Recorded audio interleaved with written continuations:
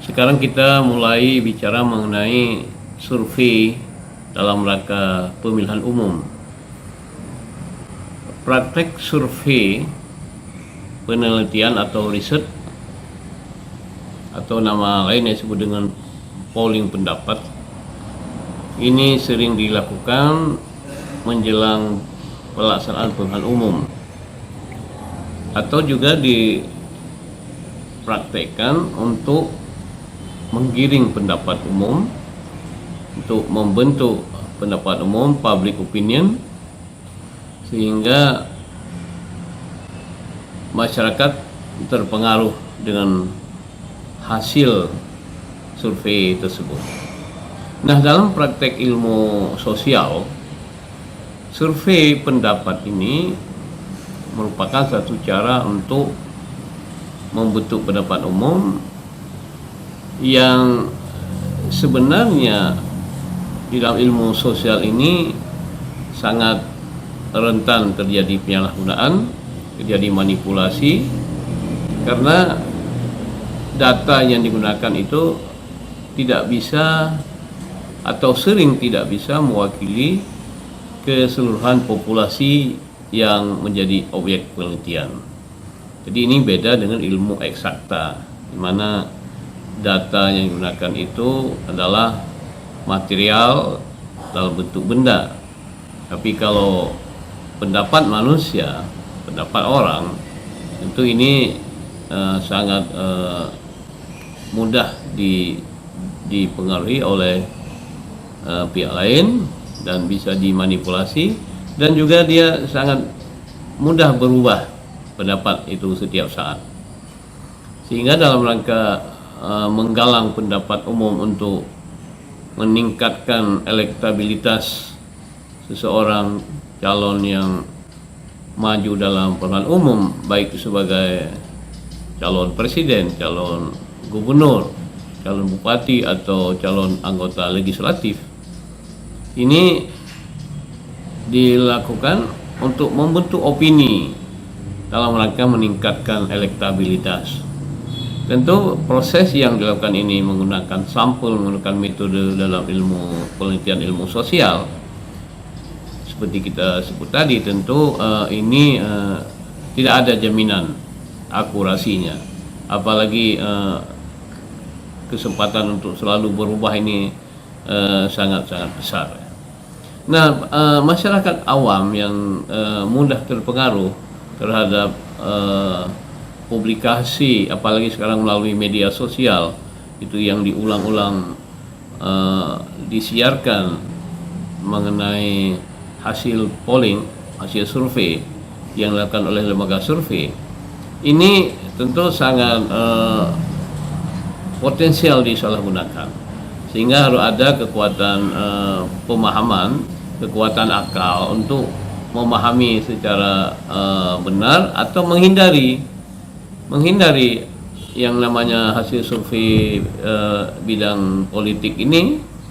Kalau memang masyarakat tidak paham, ya lebih bagus menghindari saja, tidak usah berurusan dengan hasil survei, hasil riset, hasil polling, karena itu bisa menimbulkan kesesatan di dalam mengambil keputusan politik ketika ingin memilih atau ingin menetapkan pilihan bagi seseorang atau suatu partai yang ikut dalam suatu pemilihan umum.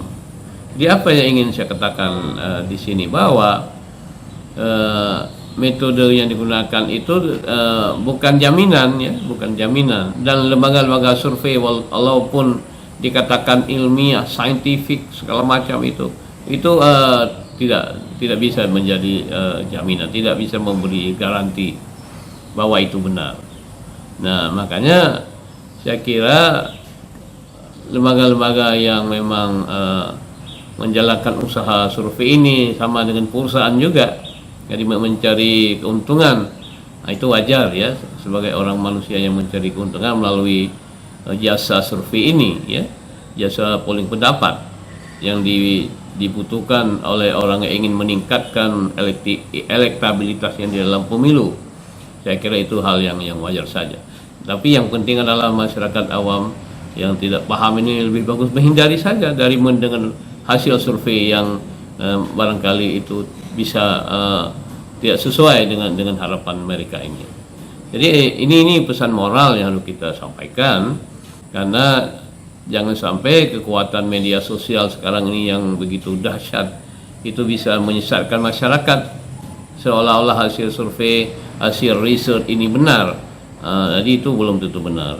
Malah di dalam pengalaman kita bertahun-tahun itu, malah perusahaan-perusahaan besar di bidang obat-obatan atau apapun yang lain itu juga kadang-kadang menggunakan bahasa-bahasa yang bisa menyesatkan dengan mengatakan bahwa ini hasil survei, hasil riset, malah menggunakan nama-nama lembaga yang sangat kredibel, menggunakan nama-nama, membawa-bawa nama lembaga yang sangat terpercaya seperti universitas terkemuka. Nah, ini sesuatu yang memang sering terjadi, ya. Tetapi orang tidak sadar karena sudah membawa menyebut-nyebut nama universitas terkemuka dan malah menyebutkan gelar-gelar akademik seperti profesor, doktor, segala macam, seolah-olah itu benar adanya. Tapi ini tentu sangat relatif, ya. Jadi yang penting bahwa masyarakat itu harus waspada. Kalau tidak paham soal polling pendapat ini, ya hindari saja.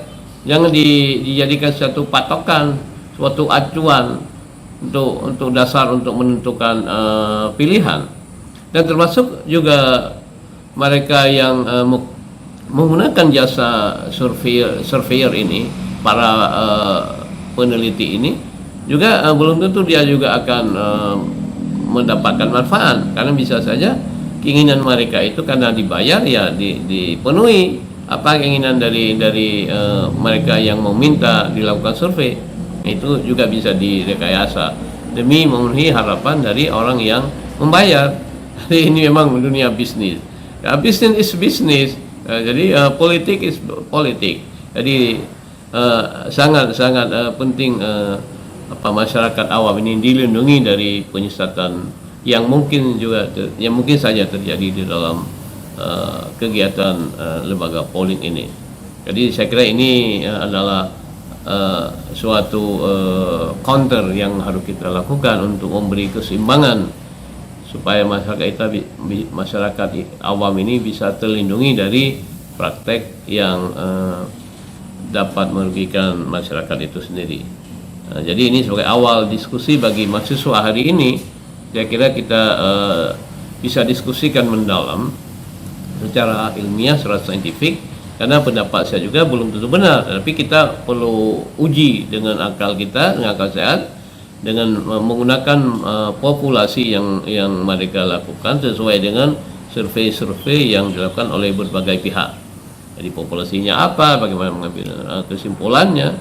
Jadi kan kesimpulan itu bisa diambil secara gampang, walaupun mungkin prosedur ilmiahnya itu dipenuhi, tapi juga belum tentu kebenaran itu bisa didapatkan. Apalagi dalam ilmu sosial yang selalu berubah. Hari ini begini, besok begitu. Malah pagi ini begini, nanti sore begitu, nanti malam udah berubah lagi. Jadi ini persoalan perubahan-perubahan yang selalu terjadi dalam ilmu sosial ini, terutama ilmu politik ini harus dijadikan sebagai suatu ingatan publik bahwa perubahan itu selalu terjadi. Tidak seperti dalam ilmu eksakta. Saya kira demikian untuk bahan diskusi untuk hari ini. Terima kasih.